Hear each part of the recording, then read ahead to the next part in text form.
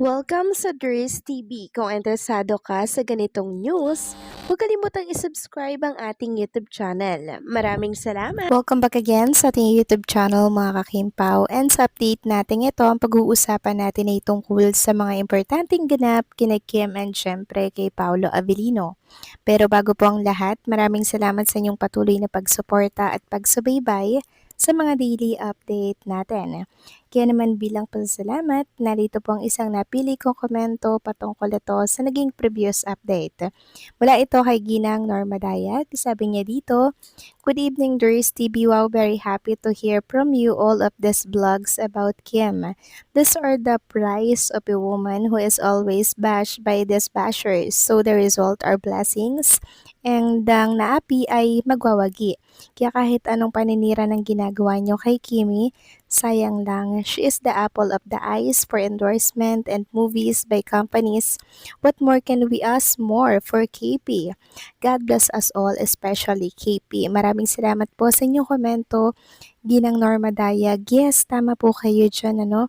Si Kim Chu yung laging binabatikos, pero si Kim Chu lang din naman po yung laging inuulan ng maraming blessings, at deserve niya nga ito mga kakimpaw dahil sobrang workaholic niya. Wala po siyang pinapalagpas na pagkakataon. And also maganda na rin yan mga kakimpaw para nang sa ganun maging abala yung kanyang isip, 'di ba?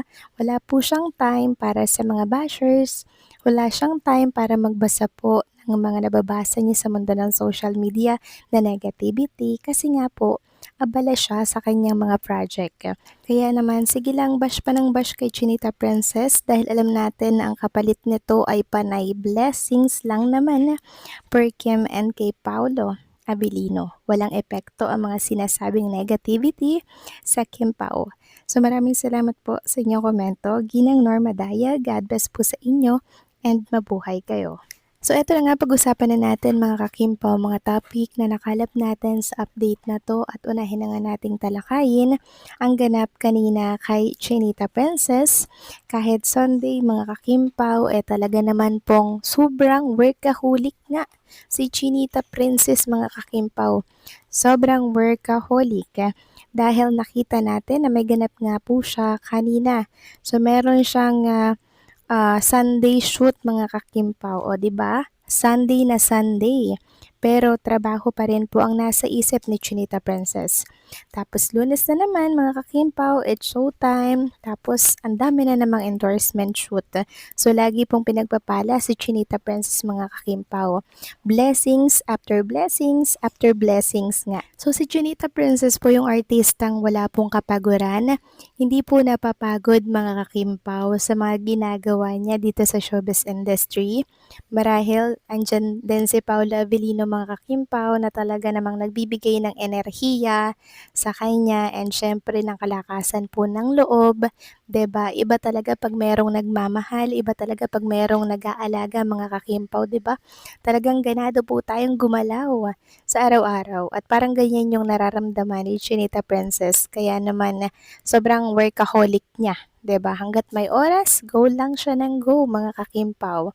Dahil para kay Chinita Princess, hindi habang buhay ay sila ay nasa showbiz industry, 'di ba? Hindi habang buhay sikat sila.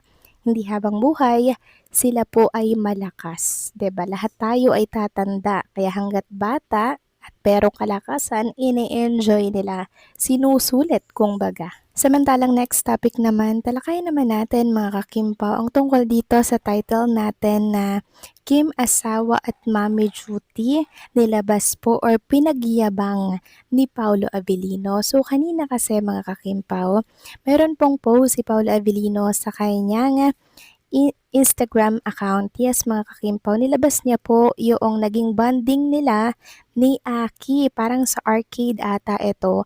So pinipicture niya dyan mga kakimpaw, si Aki nakasakay po siya sa isang car. Yung parang car racer mga kakimpaw. Tapos si Chinita Princess naman, pinicturan niya si Paolo Avellino. Pinicturan ni Paolo yung anak niya, while Chinita Princess, pinicturan naman niya si Paolo Avellino, at ang ganap niya with anak niya na si Aki. Sabi nga dito, yung si Daddy Pogi ang nagpicture sa anak na Pogi, yung si Mommy Kimi naman ang nagpicture sa jusawa niyang Pogi. Ano daw, bahala kayo dyan. So nagets ko po yung kanyang sinabi mga kakimpaw. Si Kim ay asawa duty kay Paulo and also mommy duty na din dito po kay Aki. Kahit nasabihin po ng iba dyan na ay hindi naman kadugo yan ni Chinita Princess. Ganun na rin yun mga kakimpaw. Magiging anak niya po yang si Aki once po na nagpakasal sila ni Paulo Abilino. Mami na din po ang tawag ni Aki kay Chinita Princess at hindi po yun may pagkakaila mga kakimpaw dahil yun po talaga ang mangyayari sa hinaharap. Dahil kung sino po ang mahal ni Paula Abilino, mahal na rin po ni Chinita Princess. Ganyan po ka-pure at genuine yung pagmamahal ni Chinita Princess sa mga tao po na malalapit kay Paula Abilino. Kaya naman talagang nag-enjoy sila dito sa New York. Yun talaga yung purpose mga kakimpa kung bakit andirito po si Paulo Abilino sa New York na kung saan kasama si Chinita Princess. Talagang nasoko po yan ng mga Kimpaw fans na pag-picture ni Paulo kay Aki, pinicturean naman siya ni Chinita Princess. O di ba mga kakimpaw, ang kulit lang ng kanilang naging bonding dito po sa New York. Tunay na matatalino talaga ang mga Kimpaw fans pagdating po sa pagsusoko ng mga ganap kay Chinita Princess and kay Paulo. So mabuti na lang at piniplex ito ni Paulo sa kanyang social media account. Nagkakaroon tayo ng pagkakataong ma-analyze ang mga pangyayari base sa mga picture na inilalabas nila sa kanilang social media account. So yan po nang galing mga kakimpaw yung Kim asawa at mommy duty dito po kay Aki and kay Paulo. Happy family mga kakimpaw, 'di ba? Tamang-tama yung naging usapan natin nung time po na nasa New York si Paulo Abilino.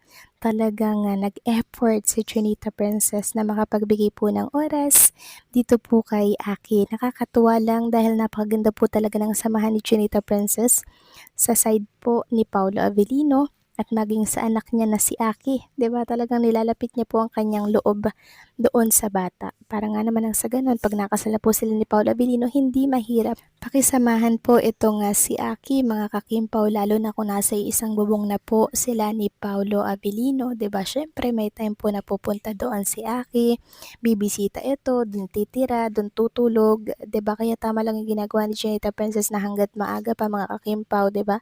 Kinukuha niya na po yung loob nitong si Aki kasi yun at yun naman talagang mangyayari magkakasama po sila in the future. Dahil kahit ano po ang mangyari mga kakimpaw, pagbali-balik ta rin po ang mundo, ama at ama pa rin niya si Paula Abilino at mahal siya ni Paula Abilino bilang anak niya po ito dito kay LJ Reyes. Kaya walang magagawa si Chinita Princess kundi tanggapin ang buong buo at ito rin niya itong tunay na anak mga kakimpaw. Knowing Chinita Princess mapagmahal at busilak ang kanyang puso. So kayo ba mga kakimpaw, anong masasabi ninyo dito? Please comment down below.